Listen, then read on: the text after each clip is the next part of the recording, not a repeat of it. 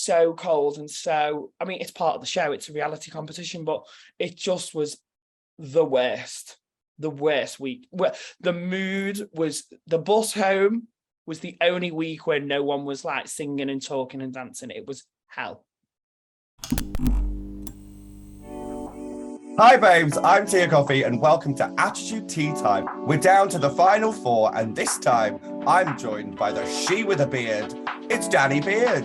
First things first, congratulations on being a finalist on Drag Race UK Series 4. How does it feel?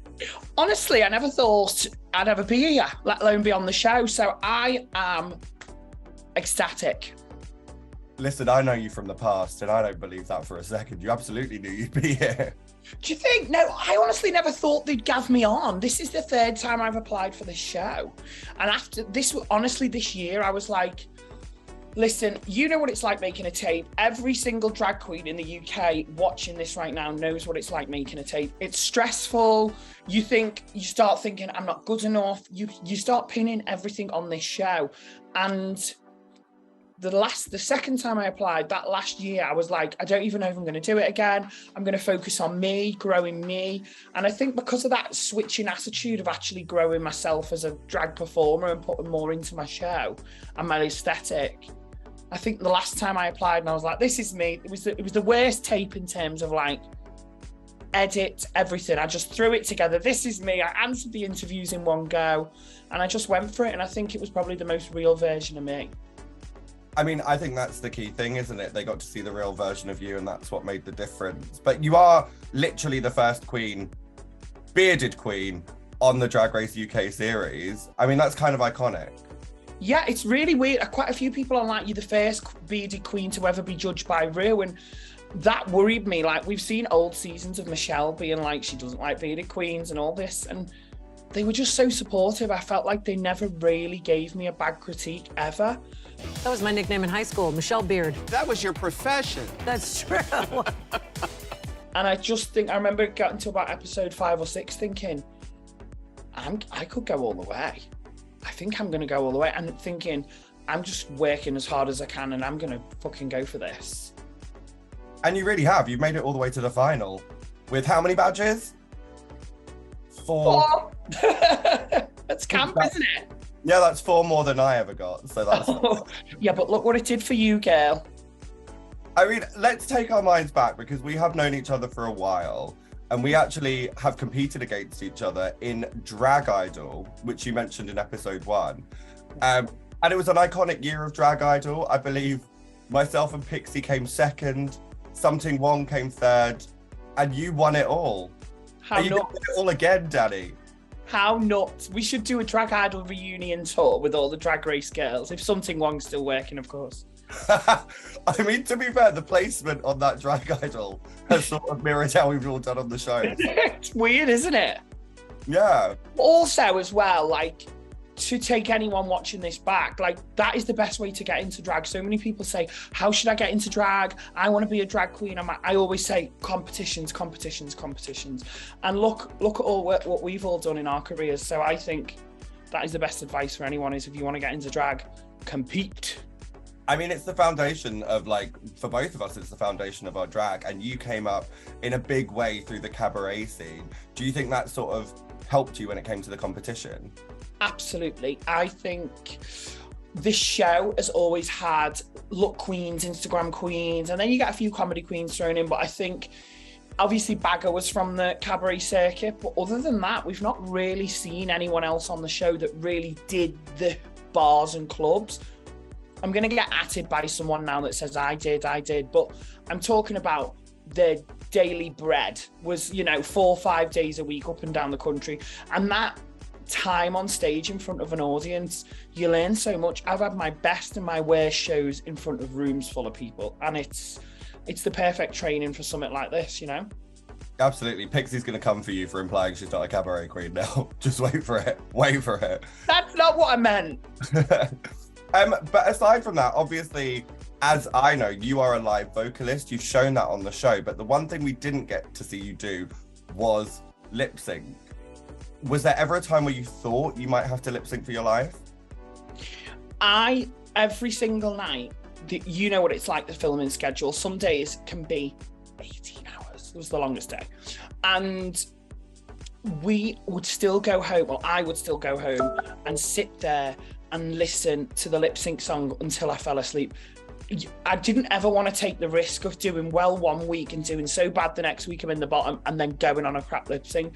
So every single week I was up all night in the mirror trying to lip sync. And I mean, I'm not a lip syncer, so I just didn't want to give a shit performance.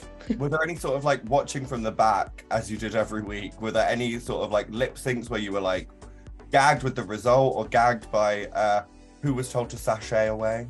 I mean, I think I can speak on behalf of the nation when I say Miss RuPaul pulled a sickie and then Miss Michelle Visage got rid of fan favourite and cast favourite Dakota. It was so emotional. And people don't realise, as soon as they walk off the back of that stage, you don't see them again. You're put in separate rooms, they do the mirror, you just don't see them again. And it feels so cold and so, I mean, it's part of the show, it's a reality competition, but it just was the worst week. The mood was, the bus home was the only week where no one was like singing and talking and dancing. It was hell. Well, I mean, it is an emotional experience, isn't it? Because you're exhausted, you're tired, and you're working really hard. And like, particularly looking at your season, it seems like you all have a real bond and a genuine friendship. Honestly, it's RuPaul's best friend race. Even, you know, when Dakota left and I was upset and Jombas was like, who do you think should have gone? I don't want to fish, but like, do you think it was me? Is it me that you would think that it should have gone to? I don't think anyone should have gone. Yeah. I did think you were going to be in the bottom. Even though I answered honestly to Jombas how I felt at the time, there was never any bad blood there, because I think as sisters, we could say, well, you know what, you had the respect for me to tell me how you felt. Like, it wasn't personal. It was, you asked me a question and I told you how I felt. So even in those times of tension, we really did get on. And I mean, obviously, last week we saw Cheddar get a bit mad about the result of the, what's it called? The order of the roast, sorry. And to end on a high, It's fine. It wasn't strategic or anything like that. It's fine. When people say they're fine, it means they're feeling insecure, needy, and emotional. I maybe just know my own humour. I'm very dry. And so I think you'll be going out on a kind of on a note that's like that. You know what I mean? because I'm a very dry person. But even then, like, it didn't linger. It wasn't like 3 days of hell. It was, I'm going to say what I'm going to say and we'll move on. So I'm proud. I'm pleased that I get on with these people, because we're going on a massive UK tour together. Do you know what I mean? It would be awful if there was people who really didn't like each other. So I'm a lucky bitch. Yeah, that does sound like a fortunate experience. So a lot of your looks were pretty gaggy. But there was one that stood out to me, which was the Little Shop of Horrors. We have to talk about it. Yes. That was iconic. I mean, how did you come up with the idea? How long did it take to create? Tell me all. That was the first look I knew I wanted to do. When you get the look list, I went, oh my God, I want to do the plant from Little Shop of Horrors, because when you get it, you think outside the box. What are people not going to do? I'm a massive musical fan, a massive musical nerd. I'll be honest, Little Shop of Horrors isn't even my favourite musical. I just had this vision of doing a fishtail dress, but turning the fishtail upside down, so the point was at the bottom and it became a flower pot. And that was the initial thought process behind it. And then it was like, well, who can I get to make this? And there was only one person really that I wanted. He's called Mike Coltman, and he makes all the stuff in the Palladium Panto for like Julie and Clary, you know, the big ridiculous costumes.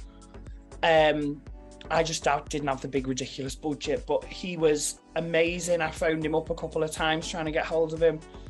And when I finally pinned him down, I just told him my idea. I was like, listen, I can't say what it is. It's for a TV show. I've already said too much. Will you do it?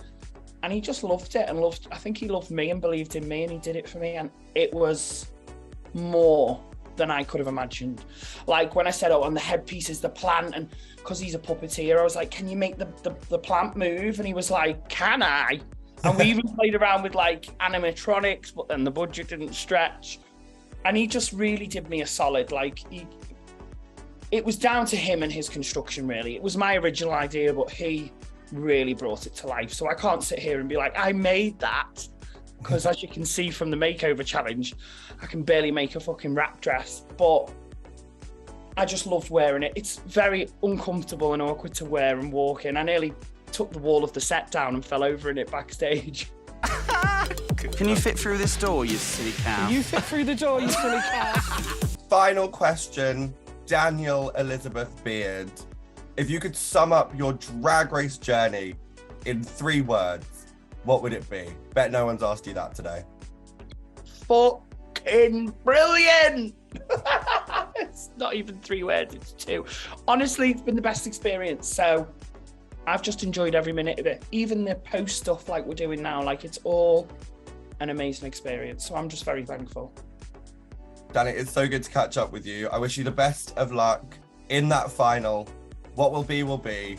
Will you win it again as you did Drag Idol all those years ago? We'll find out. Love you, Tia. Thank you so much. Thank you, Attitude. Thank you for watching Attitude Tea Time. Make sure you check out our interviews with the other 3 finalists.